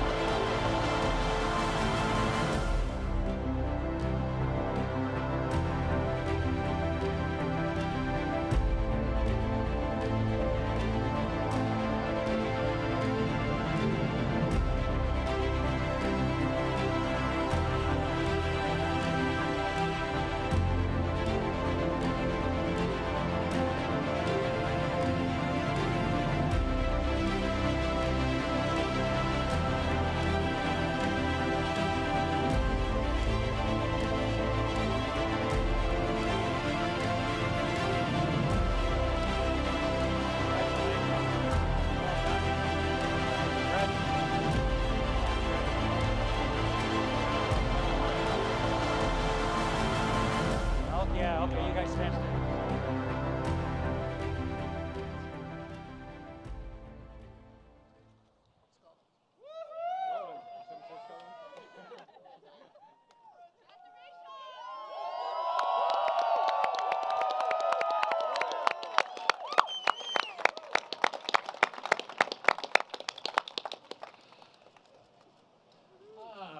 Are you going to be I on our wings? I'm sorry. I was told. Sorry. Everything. I was upside down a few minutes ago, so excuse me. Anyway, what a day, what a day, what a day, what a day. And I'm not sure whether Stephen Hawkins' words have played, but it was such an honor knowing him and such an honor having him as an astronaut. He decided to go up there before us, but it's lovely to still have his words with us. Incredible honor to have Chris Hadfield with us. You will all remember his beautiful playing of a guitar from space. Give him a round of applause. Thank you. Congratulations. I think, like most kids, I have dreamt of this moment since I was a kid, but honestly, nothing could prepare you for the view of Earth from space. I mean, the whole thing was just magical, and suddenly you're looking down and you're seeing 3 people looking up at you. Hang on a minute, what are you doing down there? We have this incredible Earth. Anyway, I'm just taking it all in. It's just unreal. I was so honored to test the customer experience. So initially, I thought testing the customer experience was a little bit of an excuse to get me on. It wasn't. It's so great to just get out there, test the customer experience. You get lists and lists of little things, and it's the little details that matter. So we are going to now have no details to sort out with this spaceflight. This remarkable crew of mission specialists, and now, any second now, and now astronauts. They are a complete delight to have flown with, yeah, it was just, we've had such a great time. An enormous thank you, obviously, to our incredible spaceship pilots. And to our mothership pilots. I think they must, I don't know where they are. If they're here, they should come and join us on stage. Anyway, just to say, and obviously, sorry, Beth, Colin, and Sarisha, if you didn't know who they were. Anyway, thanks to all of you for being here at Spaceport America. It's hot, I'm sorry, but thank you for standing out here. The spaceport is the most stunning building. When you come in the morning and see this thing emerging from the desert, I think it could be one of the 10 wonders of the world. So awesome to arrive on a bicycle and across this beautiful New Mexico countryside. And thank you to New Mexico for hosting us, for building this, for everything. Khalid, thank you for performing. We loved. Hello. And where's his lovely wife? Come on.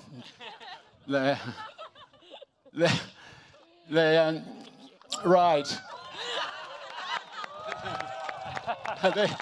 He's had quite a month. Stand by him. Yeah, this beautiful new baby will be born this month, and this beautiful baby was born a couple of years ago.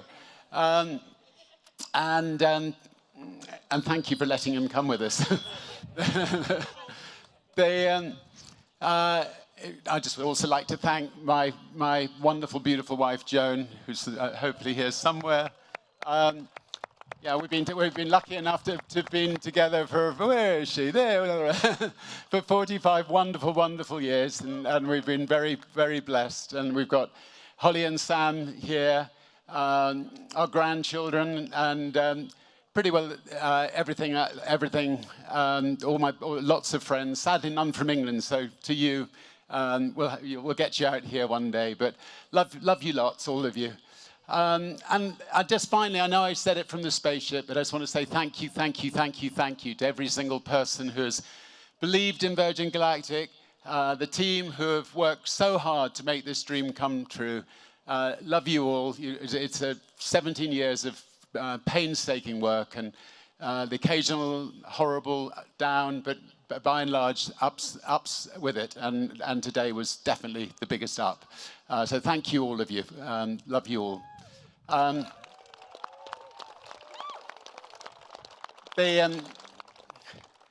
The mission statement that I wrote inside my spacesuit was to turn the dream of space travel into a reality for my grandchildren who are here, for your grandchildren, and for many people who are alive today, for everybody.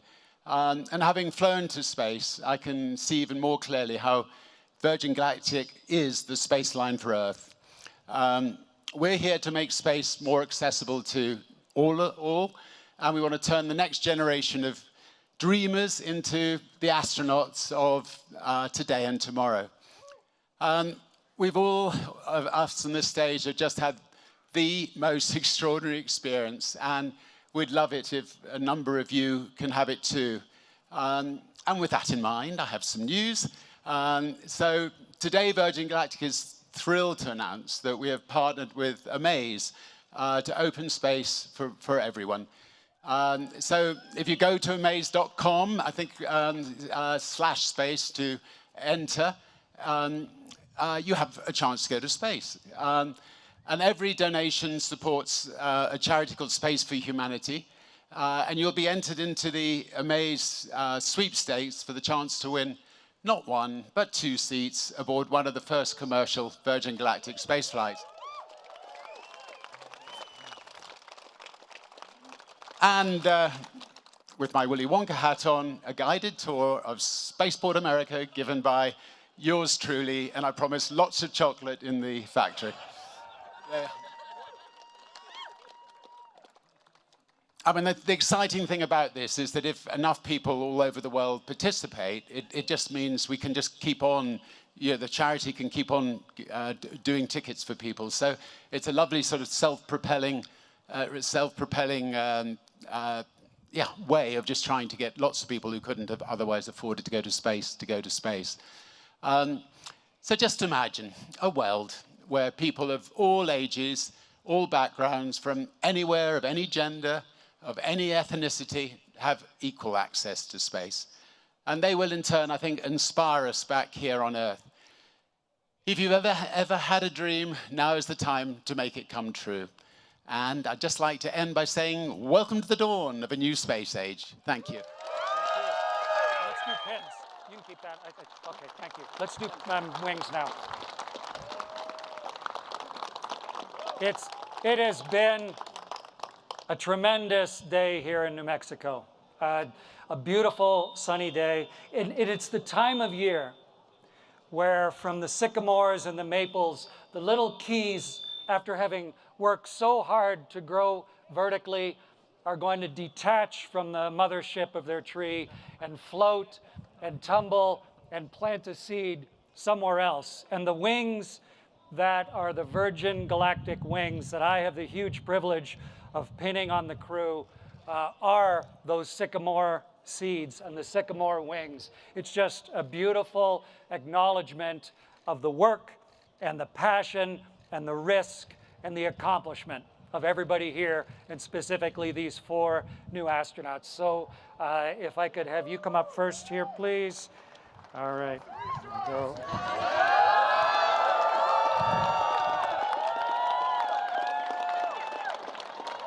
Everybody, Sharisa Bandla, astronaut!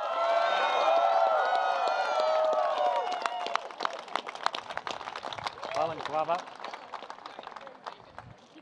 Get this in the right hand. Tremendous honor. Lovely that your family is here. There you go, sir. Ladies and gentlemen, Colin Bennett, astronaut!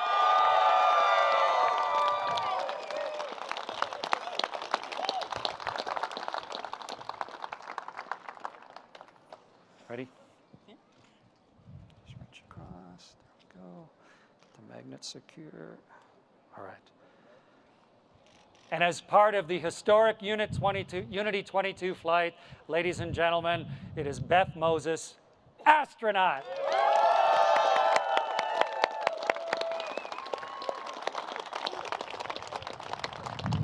And I don't know of anyone on Earth with the wild vision, the confidence where so many people don't have it, the willingness to take chances, the tenacity to follow it through, and the chance then to celebrate with everyone. Then this man sitting next to me. And so it's a ridiculous honor for me, sir, to be able to give you something that you have earned so handily.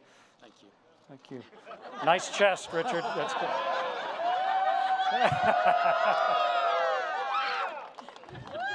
Ladies and gentlemen, this here is Sir Richard Branson, astronaut. Congratulations. Well done, sir.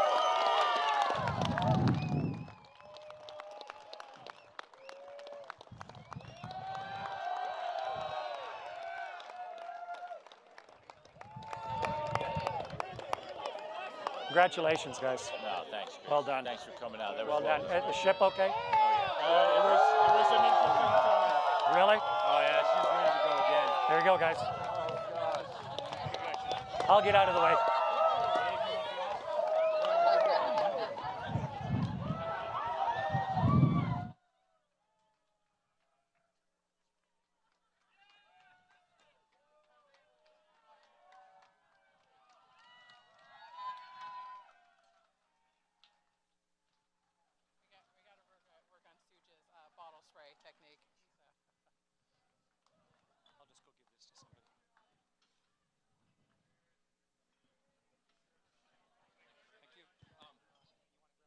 Yeah, I'll grab that.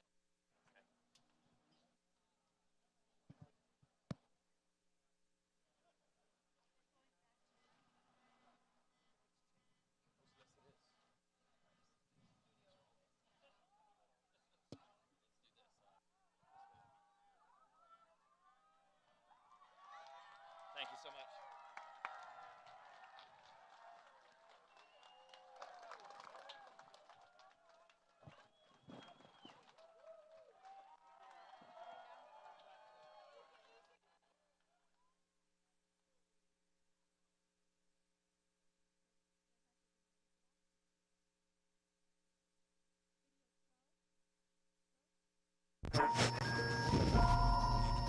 We are an island, surrounded by oceans of land, desert land, mountain land.